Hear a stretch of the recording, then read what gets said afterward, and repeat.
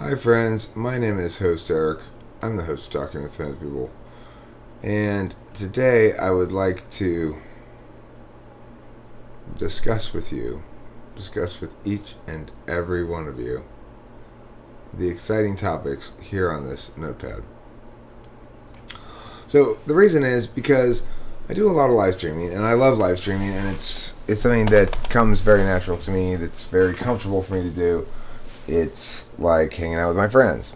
However, a lot of times I start a live stream wanting to talk about something and end up unable to discuss that actual topic because I can't seem to successfully ignore the chatters who take me off of topic for what I want to be on and or present a topic that seems more interesting than the one I'm on or whatever. So I thought I'd take this opportunity to do something I used to do a lot more of, which is make videos where I simply articulate a bunch of stuff that I wanted to think about and talk about without referencing any input from the chat. So you see here topics to discuss. One is channel stuff. New energy, old habits, directionality. So there does seem to be a new energy around the channel. It links somewhat to the Type Please videos I did a little bit while back, and somewhat to a couple of other factors, making some more cognitive function videos. But ultimately, I slipped back into old habits. I like to live stream. It's the most comfortable thing for me to do on YouTube, probably. And the other thing is, I'd like to believe that there's a market for a live stream like mine, and that my manifestation of it, when I'm on point, is about as good a version of that thing that I do that you're going to find. However, I'm not very consistently on point. I'm kind of hit and miss. Sometimes I'm more self-indulgent than others. I really need to be attentive to, talking and engaging with the chat the whole time. Sometimes I'm blessed with more volume of chat and more interesting chat than others. But regardless, even if it were the case that I was able to succeed entirely on the merits of live streaming, I'm not reliable enough in my execution of that to expect that to happen. But more importantly, I really don't think YouTube is structured to have as one of its models of success somebody who primarily live streams without really putting any uploaded videos up. I'm sure there are examples of it, but I think it's a lot harder to do. I think it's sort of designed that you become popular with uploaded videos, and then that enables you to live stream successfully and get super chats and stuff. You save live streams as an occasional treat opportunity to engage with a YouTuber who's otherwise mostly just uploading videos. So as far as directionality goes, I want the channel to be more purposefully attended to. In other words, more outcome oriented, and that means I'm gonna have to probably try to at least cut down somewhat on the live streaming and increase more on the uploaded videos, because uploaded videos just do more good for the channel in general than do live streams. Cognitive functions and typing topics to discuss. So I do have a few new perspectives on cognitive functions as they continue to develop over time, but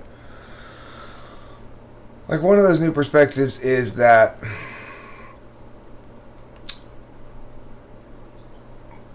for example, there was a time when I thought that extroverted sensing might, quote unquote, attend on the external metaphysical field by shouting out some words or something.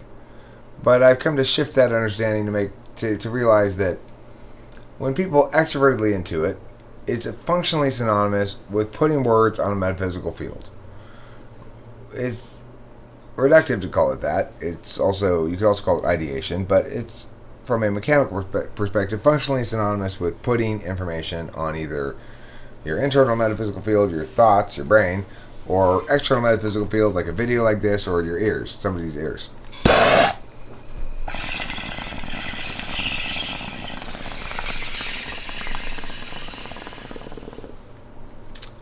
So I guess what I'd say is I feel like I've nixed some of my confusions. Clearer understandings across the board about how these things play out and what can be deceptive, etc. So there's affect, which can be misleading. I typed a little while ago an INFJ who seemed like affect Y an INFP. He had kind of that about to cry quality to his voice, but it was just consistent to his voice all the time. It was just part of how he sounded, his voice. It didn't indicate what one would normally think it would indicate in an INFP or something. SR, that's self-reporting.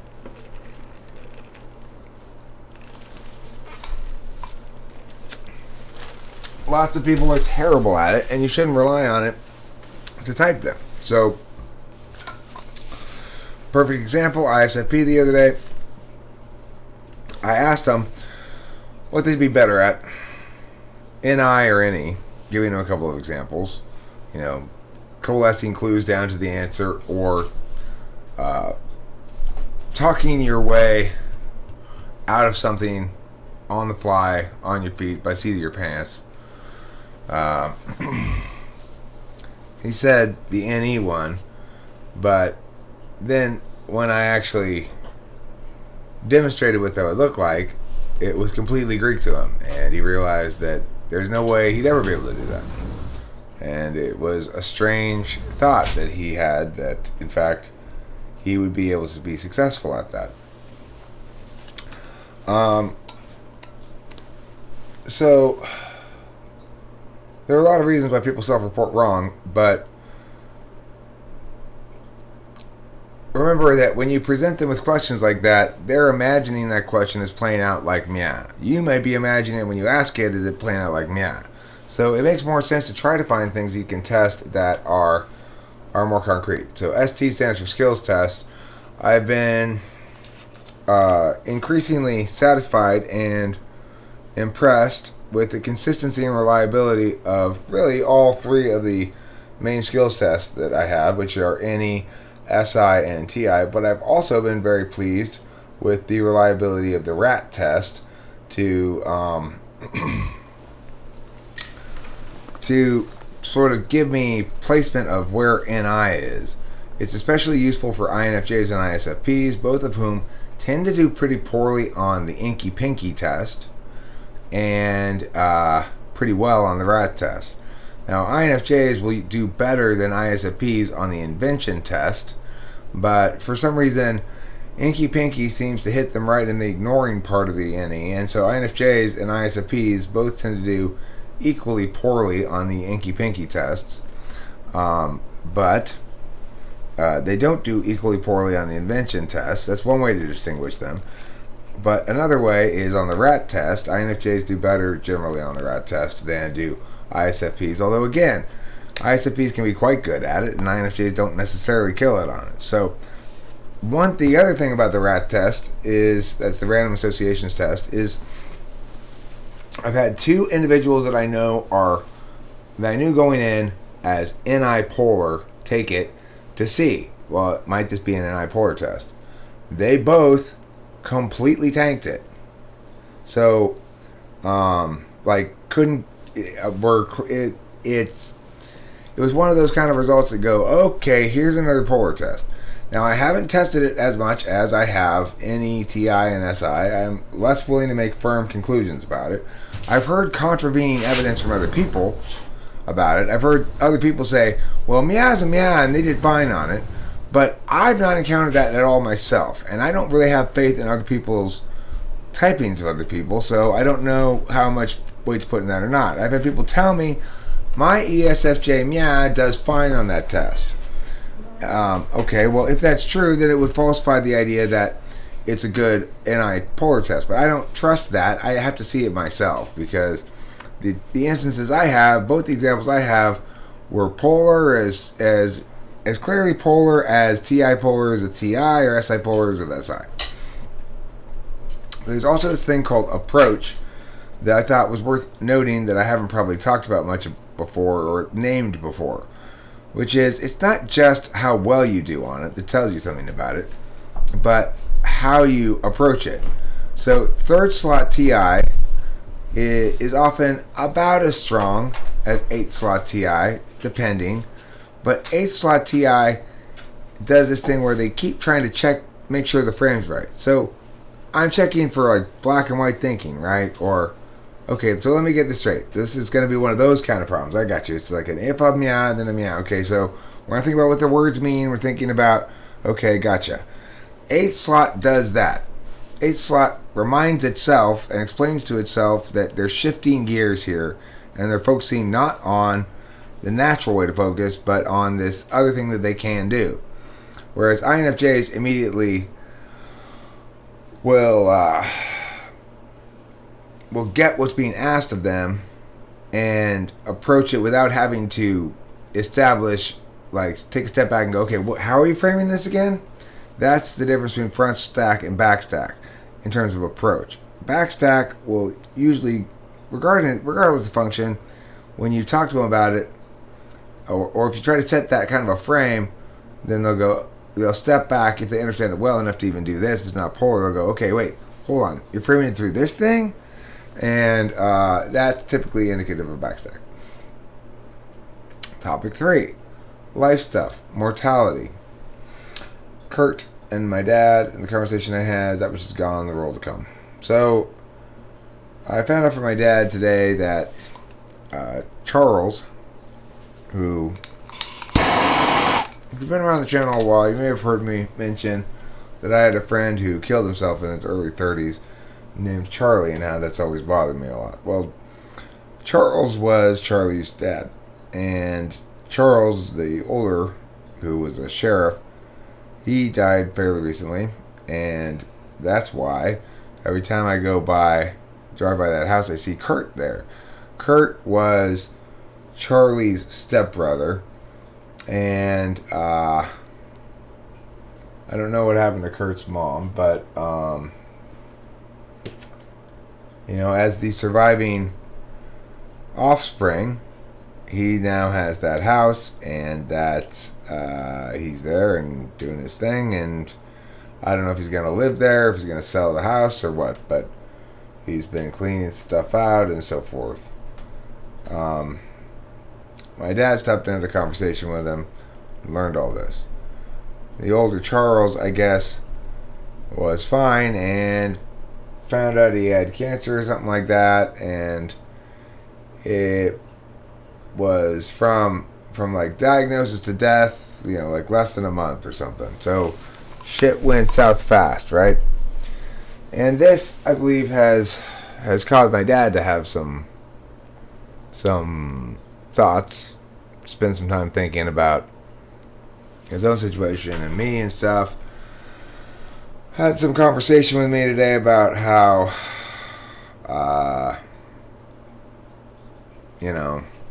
time to start kind of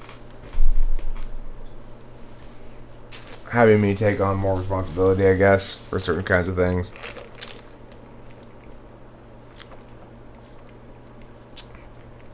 And he's going down to see his friends Richard and Ellen in the desert again. He knows full well that Richard is, Richard's got maybe a year left, maximal 2. He's been sick for a long time. He's got heart issues. He's been to the hospital where we got one of those kind of calls like, hey, it's touch and go, we're not sure if he's going to make it. And then he did, and he recovered. And I can't help but think that my dad is going down there. He saw them last week or something like that. He's going down to see them again. He's going down there knowing full well that any one of these opportunities to spend time with the people who've been important to him for 60 years or something, those opportunities are dwindling. That, my godfather, the best man at his wedding, Dale, last time I communicated with him, Dale was having trouble finding words. We talked about the Taskers. Of course, Brian Tasker's dead. That was one of my dad's good friends, and he's been dead for a few years now. And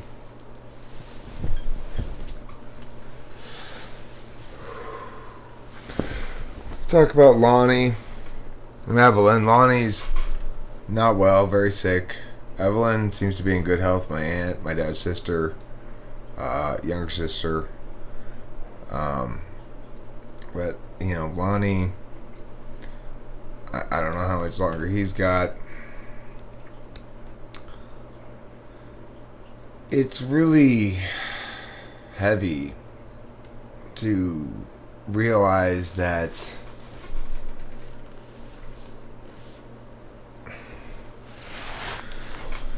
your dad is going through something that's so final and huge and unimaginable in some sense to me. And I want to be the best son I can, you know.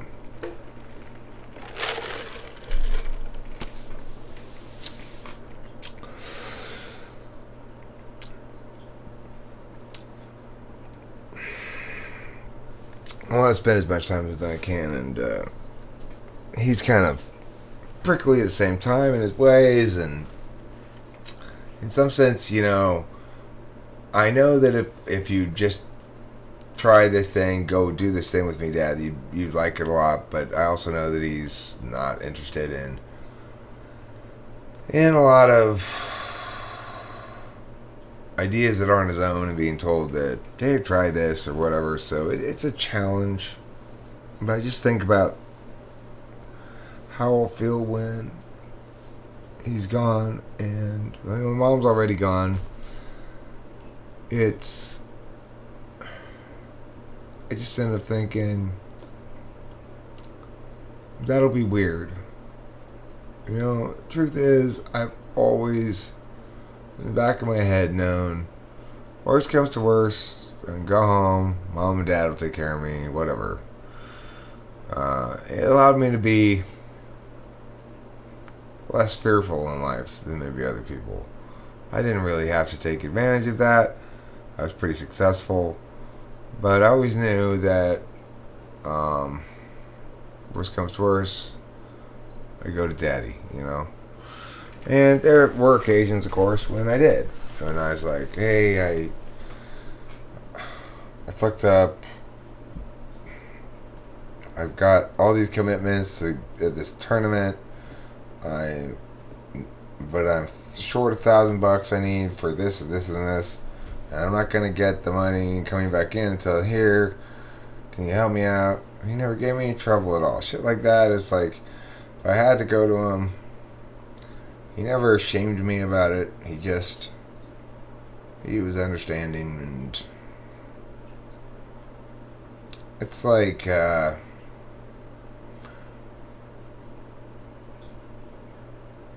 course, in some sense, I'll be perfectly fine because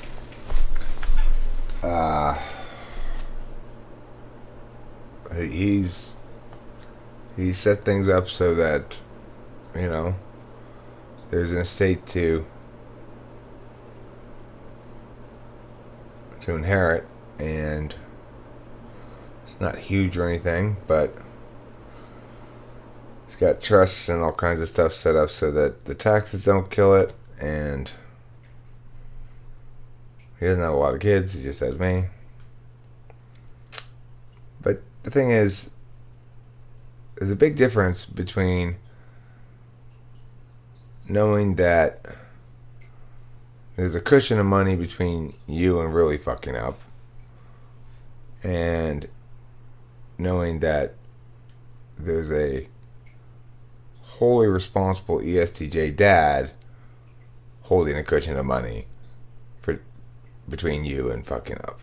That's it's a big difference, you know? It's like, I trust myself. I trust that I'm not gonna be frivolous or whatever, but at the same time, all of a sudden you have to take on real adulthood. Here I'm 50 years old, and I've never been the patriarch, really. I've been the patriarch of my own house, and I spent a lot of years where I didn't see my dad very much, and so it was like whatever, But nowadays I see him a lot, and I'm happy to be living here.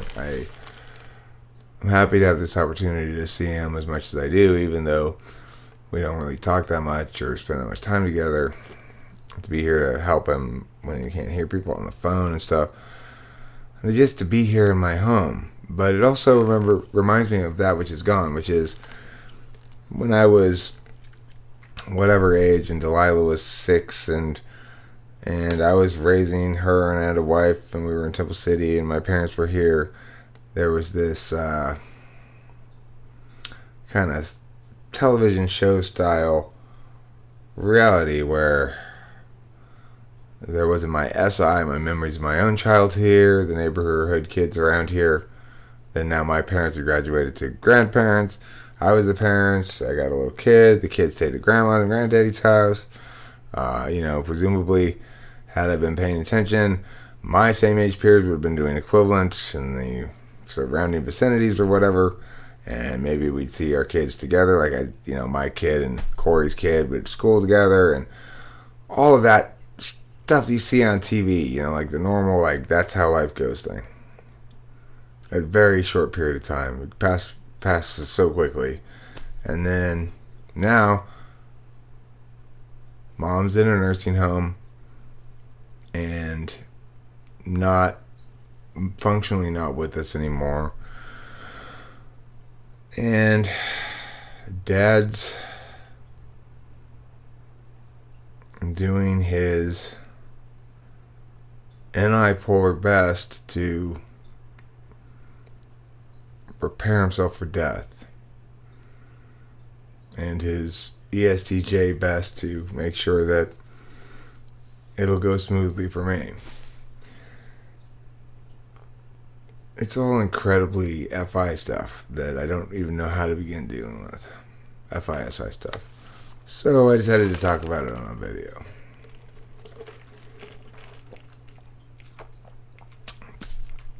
Meanwhile, with all that going on, in the back of my mind, I'm constantly ramping up, thinking about preparing for how I'm going to approach this presidential one. Which things are going to be meaningful efforts to direct, will produce high outcome to effort ratios. What things are waste of time. Links back to my general matter of directionality with the channel, that I have to go now from this being easy, reflexive, a natural expression of myself being me, to something more purposeful than that. To being subsumed by a TE frame or a teleological frame.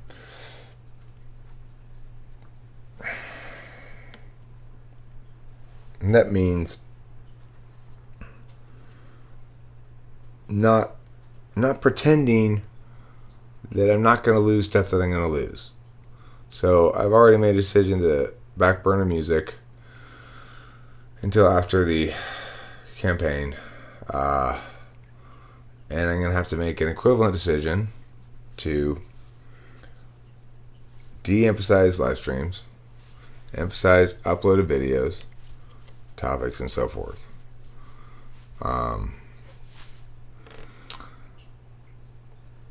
One of the issues about this is the videos of mine that do best typically are not public policy videos or debate videos, but rather typology videos and or type police videos. So I think I'd be well served to do a mix of all of those in order to both grow the channel, hopefully keep the existing audience of the channel happy, and continue to remind people that I'm ultimately interested in finding a large enough platform that I can meaningfully speak about public policy and have it affect the public discourse. So, a lot of people have suggested that I debate different people. It's proven difficult. I have contacted people in the past. I've gotten either no response or a negative response. And David Sanderson has posited that that's likely because I'm just too small. It's not. It's kind of like a no-win situation for them, or possibly they're being avoidant. Doesn't really matter. Either way, it's proved difficult to make any headway by debating people about politics because it's hard to find people who can and will meaningfully debate me about politics. It's also been suggested that I engage in various alternate platforms. Why don't you get a Discord server? Why don't you write more on Quora? Why don't you have an Instagram? Why don't you have a Twitter? Why don't you...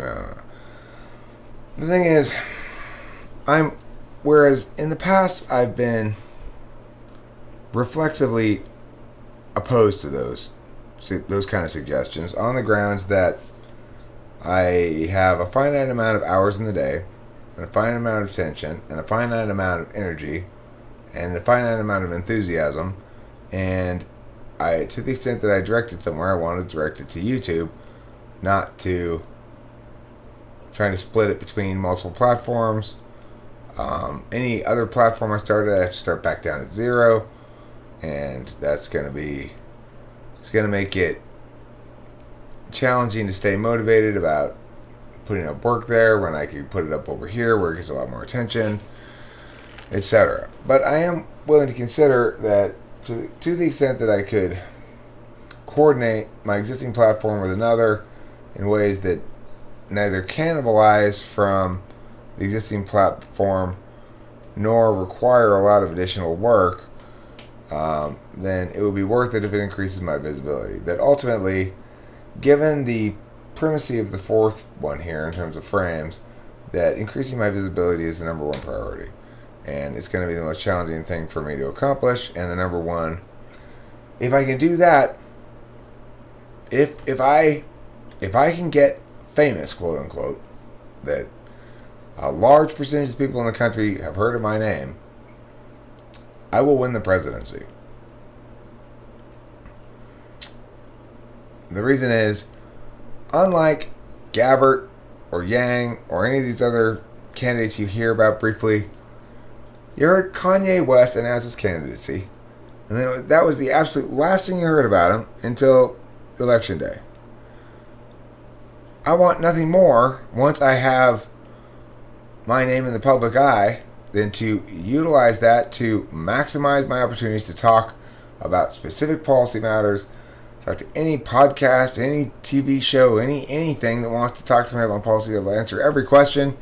I'll explain 1,000,000 times over why I'm the candidate to vote for.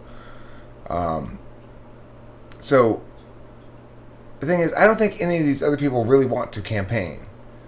I actually want to campaign, especially a modern kind of campaign, where I can get interviewed by people all day long. I will do it all day long, no problem. That will be incredibly invigorating. And I don't think most of the people running for president want that or find that to be the case. It's not like there's as much travel and shaking in hands and stuff as there used to be given COVID, although I'm perfectly happy to do that too. So these, as I think I've gotten to a bit, changes. More work means less time. I'm doing more work right now, more typing sessions and more work with my debate clients and English clients, and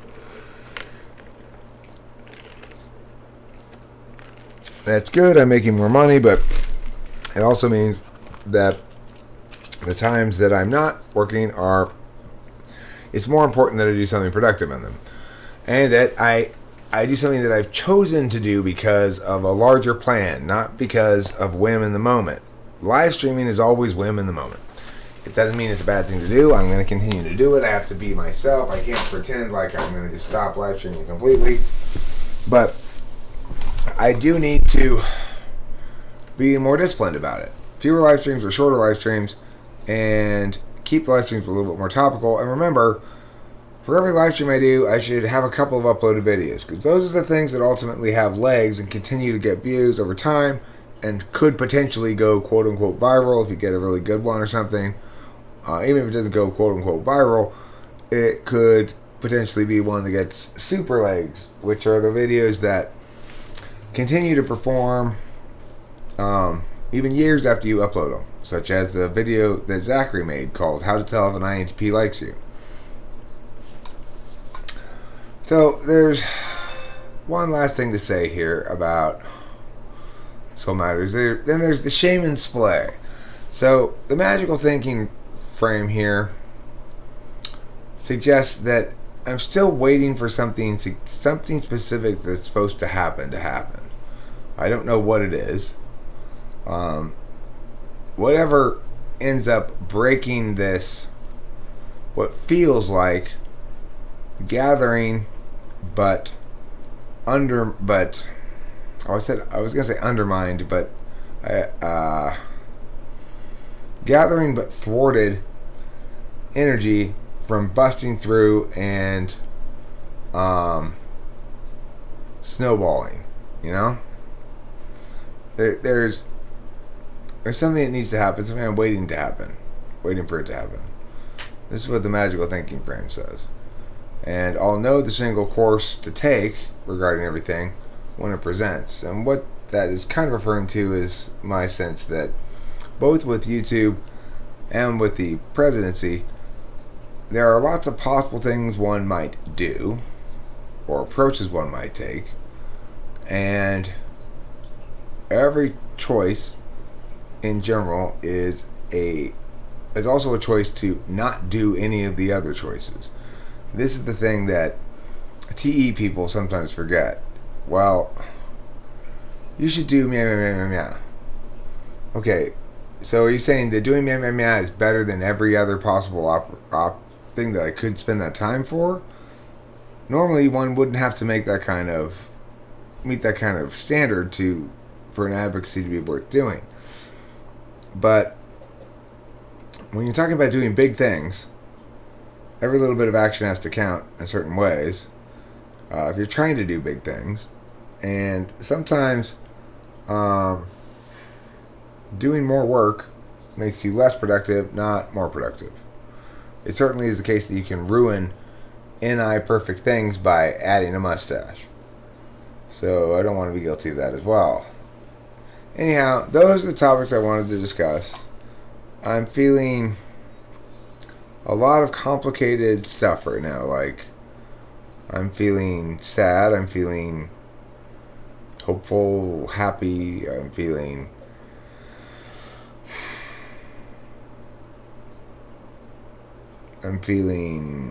competent.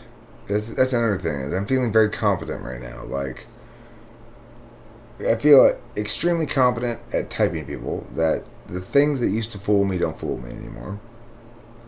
And I feel increasingly and incredibly competent at discussing any and all topics that people bring up. So I think there was a stretch of time where, because I hadn't necessarily really heard a bunch of people come at me from different directions in this forum, like when I started doing YouTube, I wasn't quite sure what I was going to get. And people would come with a lot of bluster about how badass they were, and, you know, get me thinking, like, okay, I gotta get ready here. Then they'd, be completely irrational or something, and it would make me mad. But I guess I believe in myself more than I used to, is what it boils down to. I just don't think that I'm not worried at all that on either cognitive functions or politics, I'm going to come across somebody who understands the matters better than I do and is also operating adversarially. I mean, I could just leave the first sentence alone and I'd still feel that way. But to add the second for FE safety and for just general probability of certainty, yeah. If they really understand both politics, if they really understand either politics or cognitive functions better than me, then they'll want to work with me. They won't want to oppose me. So that's it. Thank you for watching if you did. I love you and all of your friends. And your family, yeah. And your pets. I love them all. I don't love Dave. Now, Dave's an asshole. You know who I'm talking about. The guy that nobody likes? Well, I don't like him either. So, no. That doesn't apply to Dave. You tell Dave, hey, I'm on to you, mister. Okay? That's from Eric. Thanks for watching. Later days and better lays.